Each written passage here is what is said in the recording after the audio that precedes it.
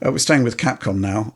This week, Dead Rising, the remaster came out. Is it Definitive Remaster or something like that? Even so, Dead Rising Deluxe Remaster, DRDR.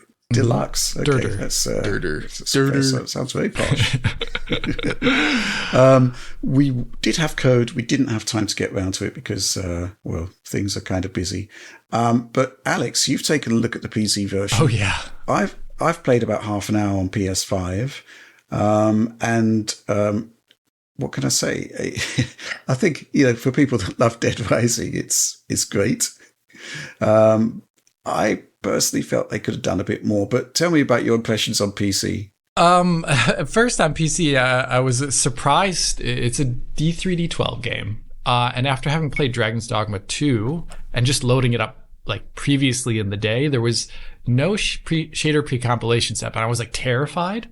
I was like, oh no, they did it again. But actually playing through the game, I was struggling to find, I played it originally on the 7800X 3D system, and that would, of course, regardless of how fast the 7800X 3D is, that would show shader compilation stutter. But I don't think there is any in the game, actually, because I think the game's unique structure and very old school structure allows them to do any of their shader pre-compilation in the little loading sequences that happen when you like touch a door.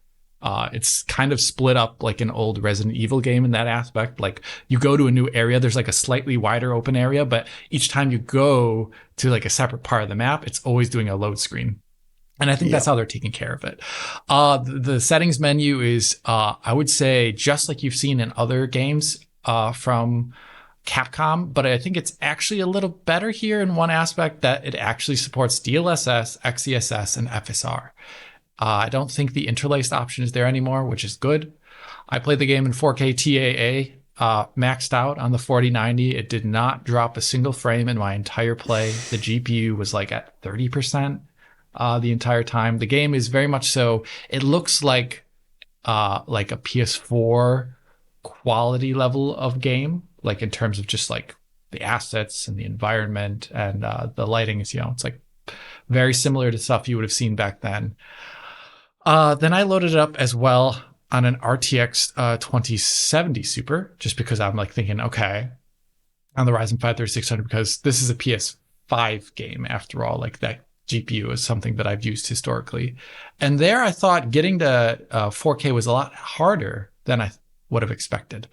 And the reason for that is, I realized that the DLSS in the game, contrary to a couple of other titles, actually keeps the post-processing at native output resolution, which the interlacing mode, for example, never did.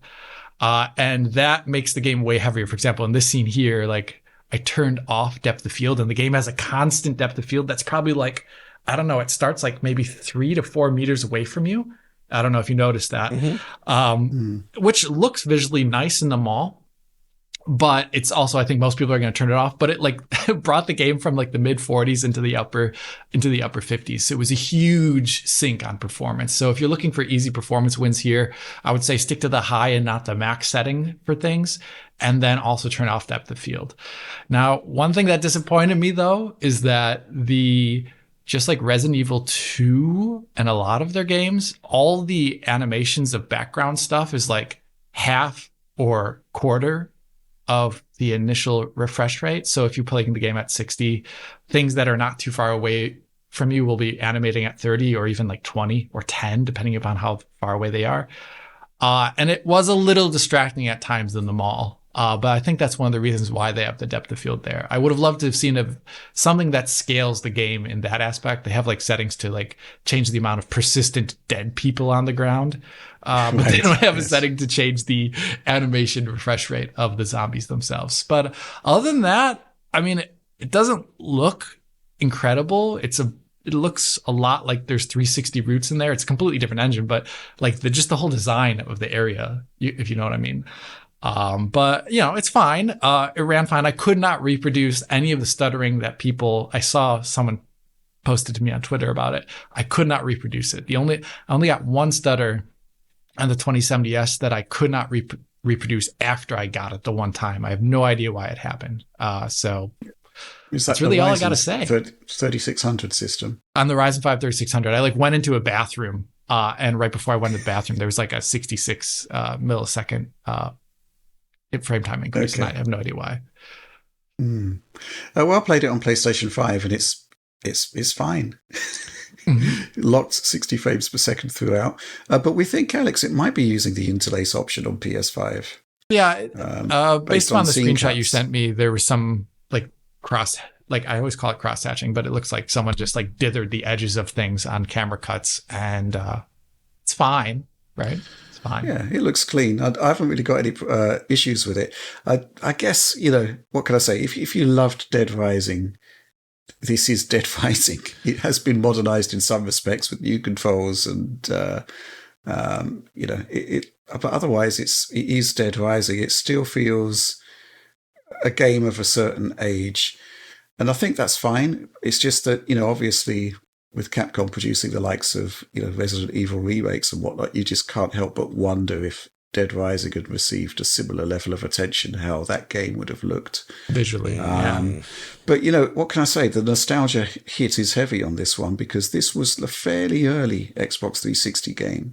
And I think Xbox 360, what stands out to me with it is, it arrived in 2005, and then going into 2006, we started to see things which were just absolutely amazing, I thought. When we first saw the reveal for Assassin's Creed, for example, this was like a wow moment for me.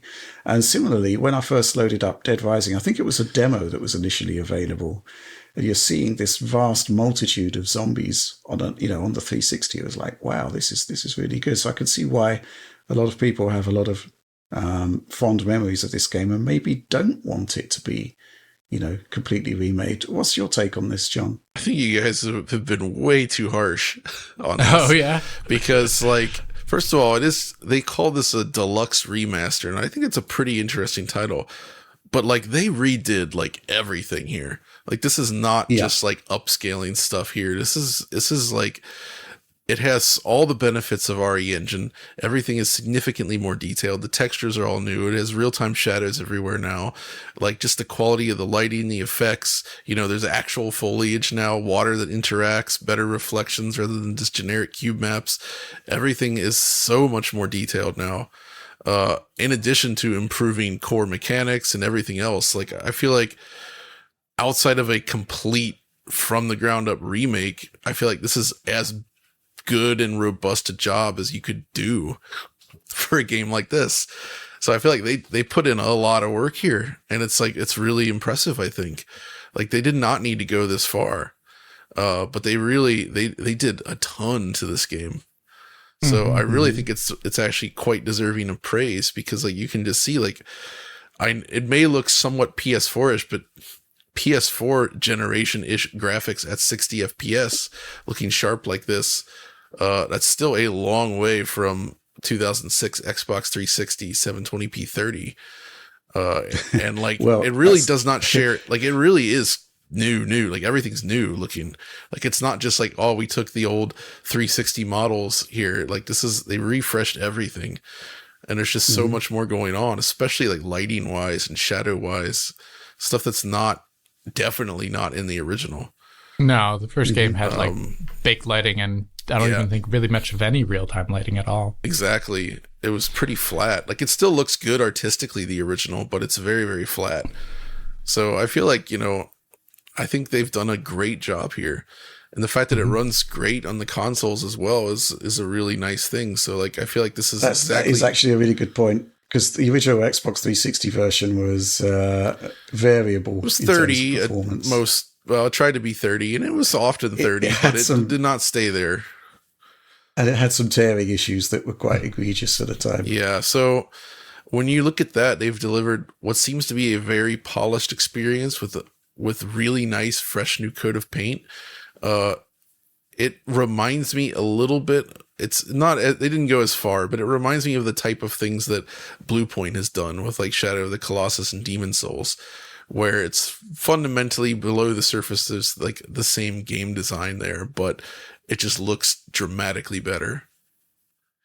So good stuff. I think we are going to take a look at it if we can find the time for it, because we'd quite like to see those improvements. I think that's probably maybe my issue with it is that, you're viewing it through the lens of a modern game as opposed to how much it's enhanced over a very, very old Xbox 360 game. Yeah, I feel like if you actually are really familiar with Dead Rising 1, it kind of instantly hits you like, oh man, they did a lot.